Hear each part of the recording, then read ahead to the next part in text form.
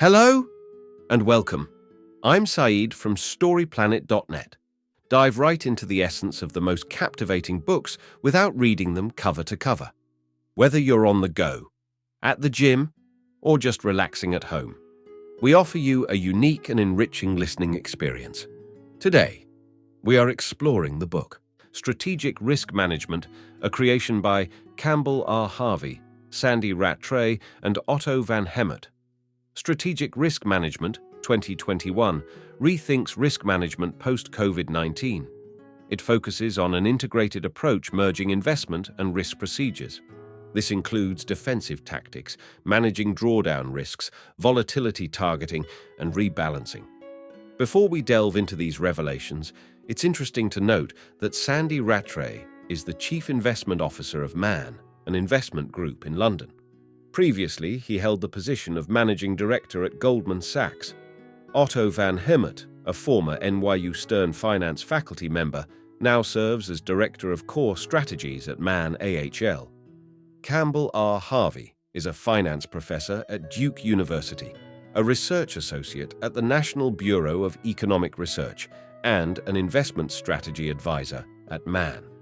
With 7 key ideas to unveil, brace yourself for a deep dive into this captivating book on StoryPlanet.net. To start, the text discusses techniques for creating portfolios that can withstand financial crises and market shocks, emphasizing resilience as a key goal. The text discusses strategies for protecting an investment portfolio from unexpected market downturns by exploring scientific risk management techniques.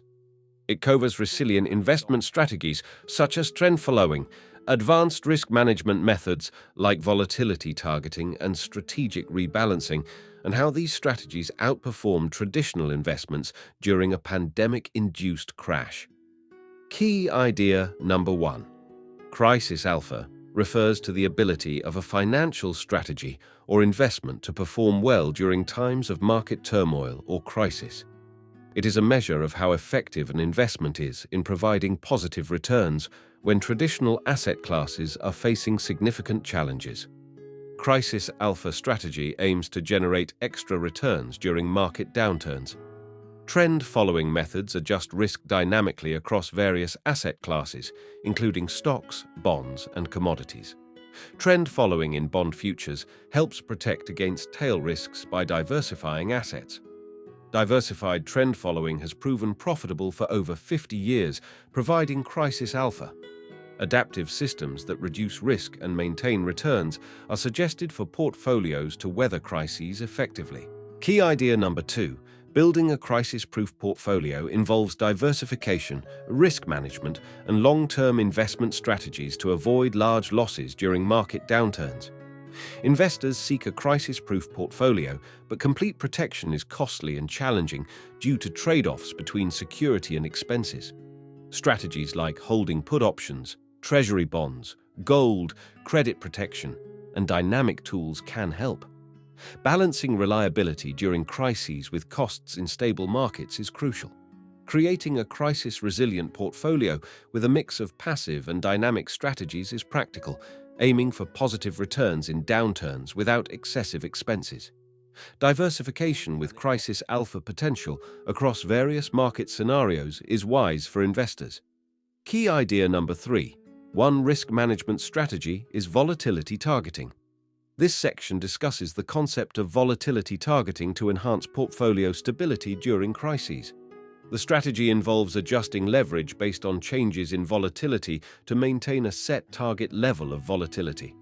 By targeting volatility, investors can achieve higher risk-adjusted returns, reduce extreme price swings, and mitigate drawdowns. The strategy involves reducing leverage when volatility increases and increasing it when volatility decreases. This approach works well for stocks as volatility and returns typically move in opposite directions, providing crisis protection similar to momentum strategies. Overall, volatility targeting offers risk management, improves risk-adjusted returns, and reduces maximum drawdowns for balanced portfolios.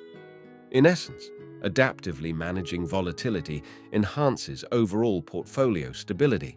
Key idea number 4. Strategic rebalancing is a risk management strategy that involves periodically adjusting investment portfolios to maintain desired levels of risk and return. It helps investors maintain their desired asset allocation and manage risk over time by selling assets that have increased in value and buying assets that have decreased in value to bring the portfolio back to its target allocations. This strategy aims to prevent portfolios from becoming too risky or too conservative as market conditions change. Regular strategic rebalancing of your portfolio is key to risk management by maintaining your asset mix. This practice can help counter underperformance during asset class slumps, while rebalancing can lead to lower returns due to selling winners and buying losers. Incorporating strategies like utilizing cash flows and diversifying across various asset classes can offset this. By combining rebalancing with momentum and diversification, you can effectively navigate market volatility and manage drawdowns. Key idea number 5. Key point. Drawdown strategies are a type of risk management strategy that aim to mitigate losses by setting thresholds for how much funds can be lost before action is taken to reduce risk. Maintaining a healthy portfolio requires considering the human element in investment management. Drawdowns, the decline from peak to trough in an account, indicate downside risk. Monitoring drawdowns can inform decisions on retaining or changing investment managers. Establishing preset drawdown limits can mitigate risks and incentivize prudential risk management. Errors can occur in retaining underperforming managers or dismissing talented ones, so calculating the costs of these mistakes can guide hiring and firing decisions. Total return rules assess consistent positive returns, while drawdown rules deal with sudden skill deterioration. Time-varying drawdown rules can help manage risks over time, even if the manager's skills remain constant. Key idea number 6. The text discusses 2 different methods of fund management. Managing portfolio risk involves strategic investing, risk mitigation, and monitoring investment managers. Hedge funds can be systematic or discretionary in approach, with systematic employing rules-based strategies and discretion relying on human expertise. While both approaches historically offer similar, risk-adjusted returns, they differ in how they exploit market inefficiencies. Systematic funds excel with large datasets and algorithmic strategies, while discretionary funds are better at fundamental analysis and market sentiment. Each type of hedge fund is vulnerable to different risks based on its strategies. Balancing systematic and discretionary strategies can leverage their complementary strengths and align with individual objectives and risk tolerance. Key idea number 7. The text emphasizes the importance of testing strategies. It implies that executing strategies is crucial for determining their effectiveness. The text discusses a quantitative strategic risk management framework tested during the COVID-19 pandemic. It highlights the effectiveness of certain investment strategies like trend following and long-short equity approaches during the crisis. Volatility targeting strategies proved successful in managing risks, and a conditional rebalancing approach outperformed traditional methods. The text stresses the importance of integrating investment and risk management for optimal results through advanced methodologies to mitigate drawdowns during extreme events. In conclusion, effective investment management involves combining different strategies to mitigate risks and achieve long-term success. Strategies such as trend following can perform well during market downturns. Balancing investments, monitoring market fluctuations, and limiting significant losses are essential for preventing setbacks. This approach, particularly evident during the COVID-19 crisis, can bolster resilience against future market challenges. Thank you for listening to this summary.